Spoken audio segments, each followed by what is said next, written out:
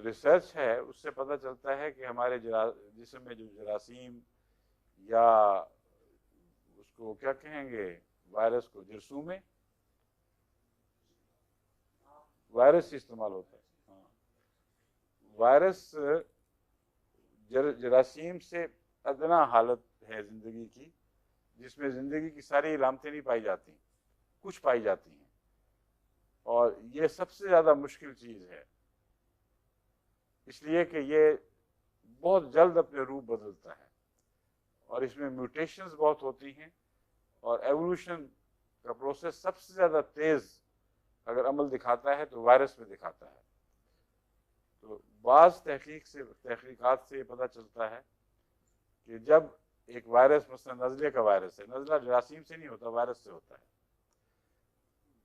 कोई वायरस असर दिखा रहा है, आपने उसको एंटीडोट किया, उसको मार दिया, तो कुछ वायरस ऐसे हैं जो फौरन अपनी शक्ल बदल लेंगे, और जो दवाई बाज वायरस के लिए जहर का काम कर रही थी उनको उसका पता भी नहीं चलेगा।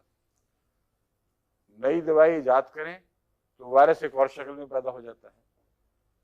तो वायरस में तो ज़्यादातर म्यूटेशंस की जो गैर मामूली रफ्तार है वो डॉक्टरों के लिए एक मुसीबत बनती है।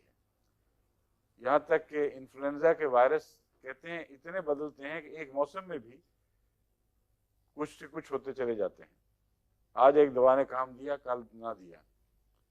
तो वायरस वाली जितनी बीमारियां हैं उनमें एंटीबायोटिक अगर इस्तेमाल की जाए तो वो सबसे ज़्यादा नुकसानदेह है, क्योंकि वायरस के साथ बरह रास्त एंटीबायोटिक का ताल्लुक नहीं है, लेकिन वायरस को जब तंग करती है वो, तो शक्लें ज़रूर बदलता है।